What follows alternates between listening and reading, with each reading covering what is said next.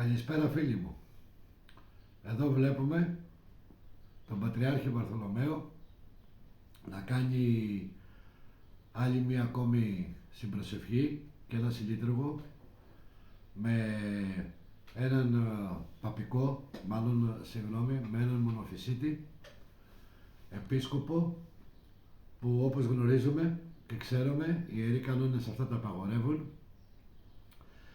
και δυστυχώς ο κύριος Βαρθολομαίος έχει τη δική του θεωρία, τη δική του εκκλησιαστική τάξη μέσα στο μυαλό του και κάνει αυτό που θέλει εκείνος, παραβιάζοντας τους ιερούς κανόνες, και καταφεύγει με τις πράξεις του σε μια παπική κατάσταση και θεωρεί τον εαυτό του τον Πάπα της Ανατολής.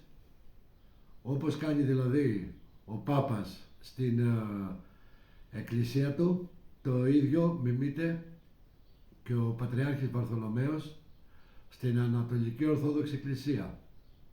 Δυστυχώς, όπως έχουμε πει και παλιότερα σε άλλα μας βίντεο, οι από κάτω από εκείνον οι επίσκοποι, οι ιερείς και οι μοναχοί τον ακολουθούν ευλαβέστατα, πιστά.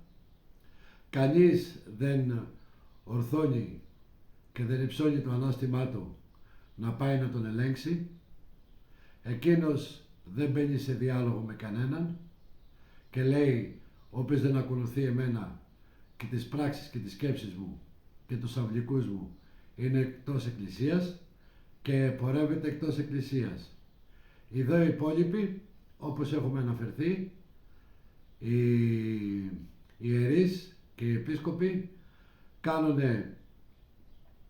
κακή υπακοή που ακολουθούν τον Ερεσιαριάρχη Βαρθολομαίο, που κάνει καταπάτηση πολλών κανόνων, εκκλησιαστικών οικουμενικών κανόνων.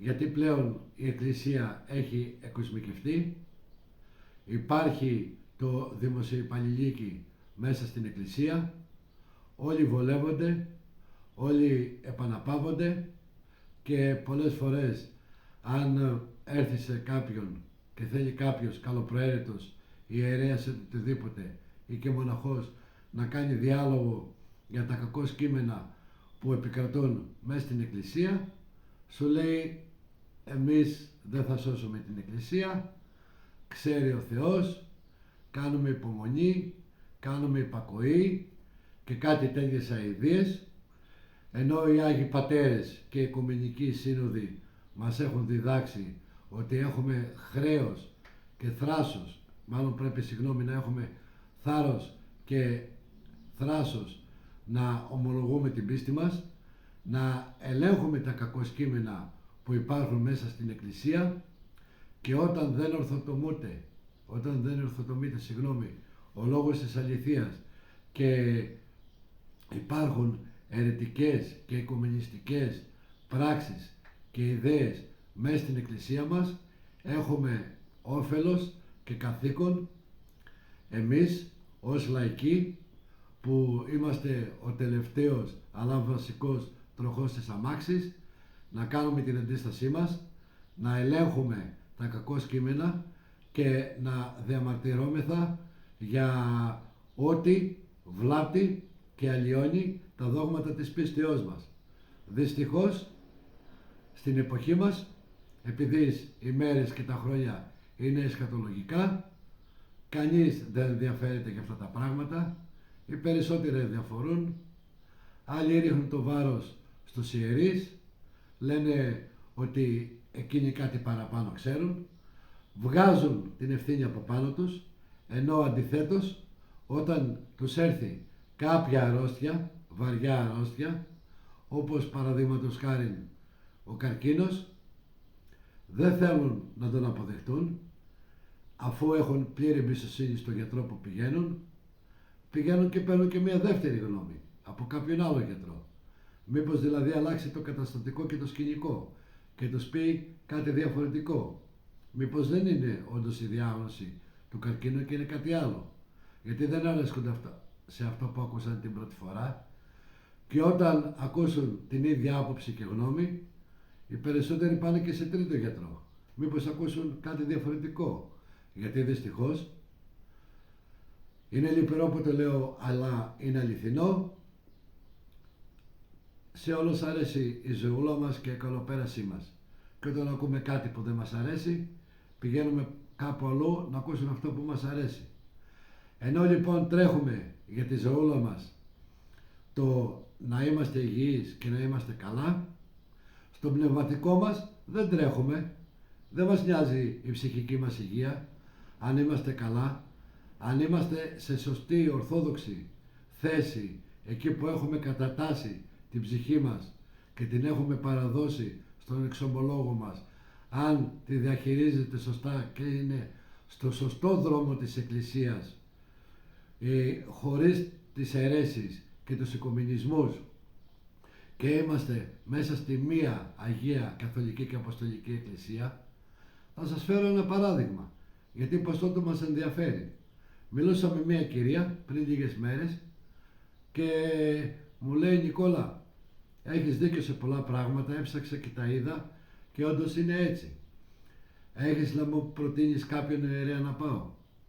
Εγώ της πρότεινα έναν ιερέα, δύο της πρότεινα, λέω πήγαινε όπου θες. Και στον πρώτο που πήγε, όταν την επισκέφτηκε στο ναό,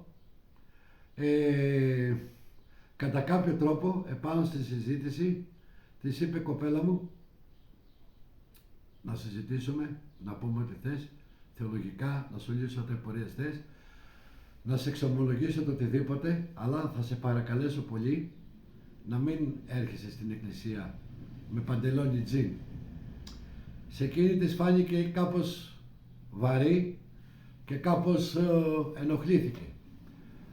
Δεν την παραξηγώ από τη μία, γιατί δυστυχώς έτσι μεγαλώσαμε οι τελευταίες γενιές μέσα στην Εκκλησία. Γιατί δεν κατηχηθήκαμε σωστά πώς πρέπει ένας χριστιανός Ορθόδοξος να εισέλχεται στο ναό και στον οίκο του Θεού.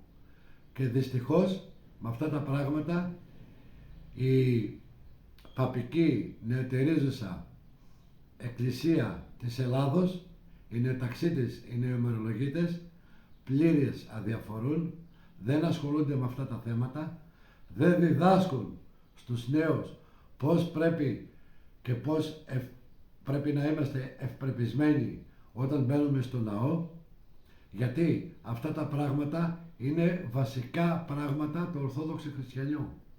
Δυστυχώς τα πολύ εύκολα της Ορθοδοξίας μας ξυνίζουν, δεν μας αρέσουν και κλωτσάμε. Πόσο μάλλον να πάμε στα πολύ δύσκολα. Γι' αυτό οι περισσότεροι, και το λέω με λύπη καρδιάς, έχουμε επιλέξει έναν ιερέα να είναι στα μέτρα μας, να με συγχωρήσετε για την έκφραση, να μας κάνει τα γούστα μας, να είναι όπως μας βολεύει και όπως τον θέλουμε εμείς, και δυστυχώς και οι ιερείς προσαρμόζονται με μας. Γιατί θέλουν να έχουν ποιμένες να τους ακολουθούν και δεν τρέχει τίποτα. Είναι όλα καλά μες στην Εκκλησία. Για εκείνους φυσικά, όχι για μας, γιατί εμείς τέτοια πράγματα δεν τα αποδεχόμαστε. Δεν είχα κάτι άλλο να σας πω. Να είστε όλοι καλά.